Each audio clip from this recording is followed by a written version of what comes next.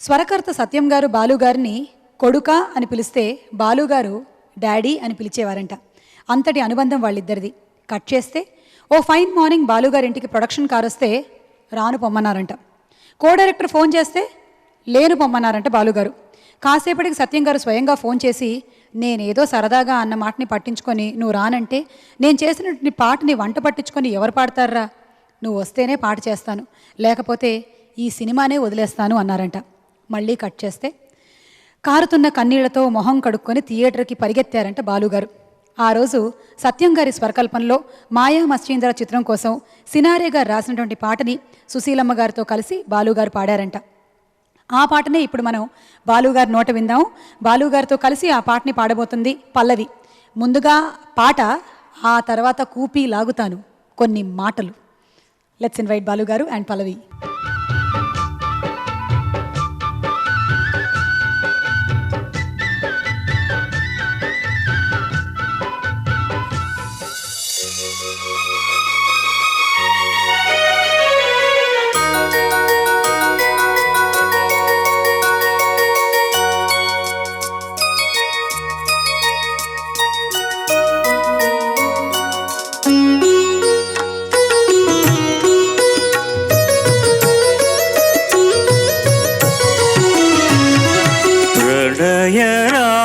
రాగవాహిని చిలి వసంతమోహిని,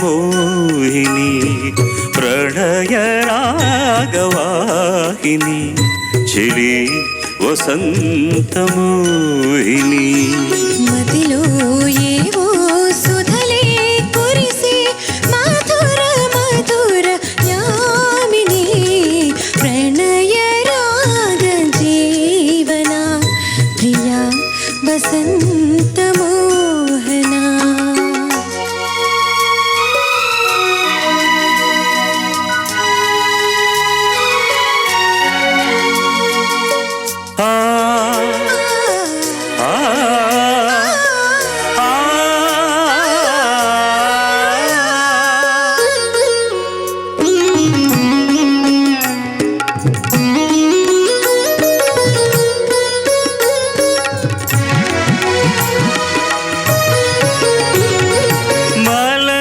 పవన మాలికలు చెలియా పలికే ఏమని, మలయ పవన మాలికలు చెలియా పలికే ఏమని.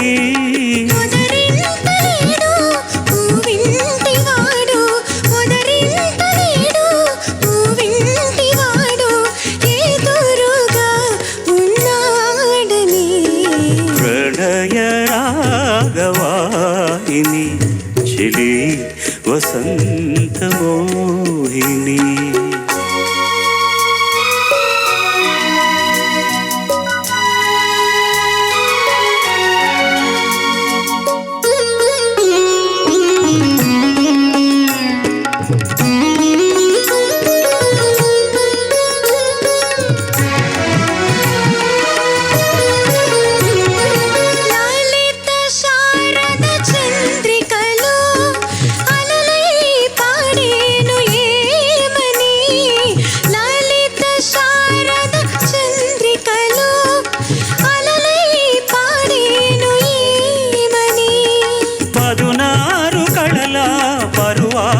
సిరుల పదునారు కళల పరువాల సిరుల పసిడి బొమ్మవు నీవని, ప్రణయ రాగవాహిని చిలి వసంతమోహిని.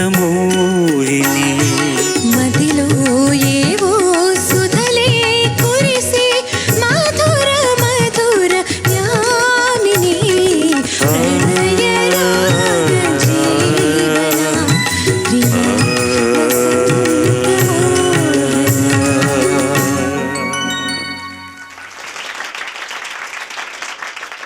ఎంత అందమైన పాట బాలుగారు. ఆ రోజున మీరు అలా పాడకుండా ఉండుంటే ఏమై ఉండేది?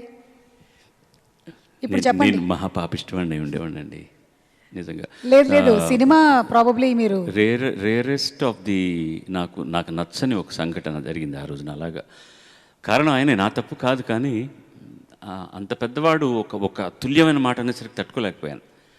అది ఎప్పుడు ఒక అద్భుతమైన పాట రికార్డ్ చేసి వచ్చాం. ఓ బంగారు రంగుల చిలక రికార్డ్ చేసి చలంగారికి సంగీత పిపాస ఎంతంటే ఆ పాట అయిన తర్వాత openly talking we are partying together చలంగారు ఆఫీస్లో.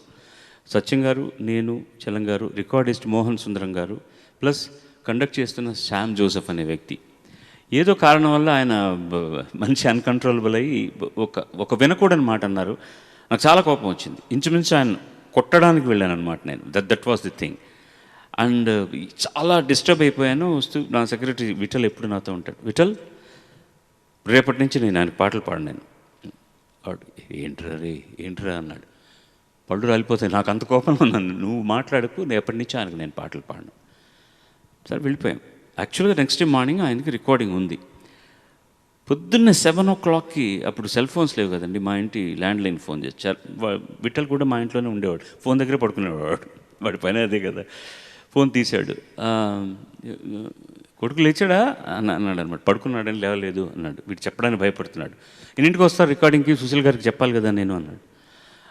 వస్తే వాడు పాడేమోనండి అన్నాడు. ఎందుకు పాడు? అదేంటి, ఏం బాగానే ఉన్నా, నిన్ను కూడా పాడాడు కదా పాట అన్నాడు. అసలు చెప్పా ఏంటి అన్నాడు. మీకు ఇక మీదట పాటలు పాడినని చెప్పమన్నాడండి అన్నాడు. ఏంటి జోక్ చేస్తున్నావా బాలు అన్నాడు. అలాగా ఉండదే అన్నాడు. లేదండి రాత్రి ఏం జరిగింది రాత్రి? ఏదో సరదాగా మాట్లాడుకుని ఉంటాం అంతే కదా అన్నాడు. లేదు సార్, ఆయన బాగా హర్ట్ అయ్యారు. లేపుతావా ఒకసారి? వెంటనే లేపుతావా అన్నాడు. నేను లేపొద్దన్నాడు. నాకు భయంగా ఉందండి. సరే ఫోన్ పెట్టేశాడు. ఆఫ్టర్ 1 hour ఫోన్ చేశాడు. ఫోన్ చేస్తే నేను ఫోన్ పక్క నుండి ఎవరిదో ఫోన్ అని లిఫ్ట్ చేశాను అనమాట. హలో అనగానే, కొడుకు నేను సత్యం మాట్లాడుతున్నాను. చెప్పండి సార్ అన్నాను. ఇప్పుడు చెప్పండి నాన్నగారు అనేవాడిని. ఇప్పుడు చెప్పండి సార్ అన్నాను. ఏంటది, ఏదో పాడినన్నావట నాకు నువ్వు? అవునండి అన్నాను. ఏంటయ్యా ఏమైంది అన్నారు. సార్ ఏమైందో తెలియనంత పరిస్థితుల్లో మీరు లేరు, దయచేసి మీరు అలా నటించకండి. మీరు ఏమన్నారో నాకు తెలుసు. నేను చాలా హర్ట్ అయ్యాను సార్. నేను దయచేసి మీ ముఖం చూస్తూ మీతో నేను పని చేయలేను ఆ మాట విన్న తర్వాత అన్న.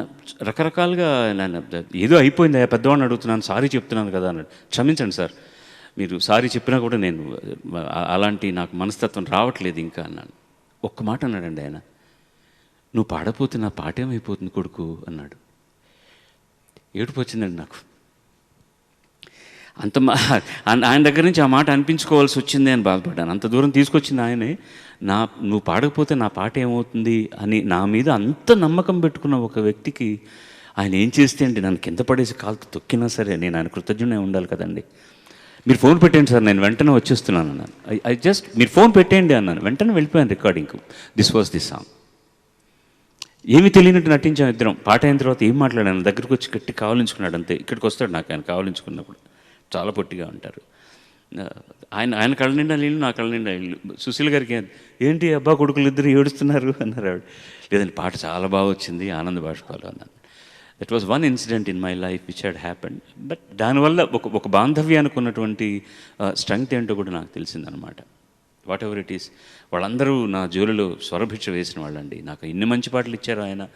నన్ను మొట్టమొదటి రోజు ఆయన రికార్డింగ్ వెళ్ళిన రోజున వీడు అసలు పని, నువ్వు ఎందుకు వచ్చావు పాడడానికి, ఎవడా మీరు ఇలా పిచ్చముండా ఒకళ్ళు తీసుకొస్తారు మిమ్మల్ని అని ఇలాగే చదువుకున్నాడు బాబా అవతలకి నెట్టేసిన వ్యక్తి నేను పాడకపోతే నా పాట ఏమవుతుందనే అంత దూరం నన్ను పెంచాడు ఆయన. నేను గొప్పగా పాడానని కాదు, హీ బ్రాట్ మీ అప్. ఎంతోమంది నన్ను అలా తీసుకొచ్చారు.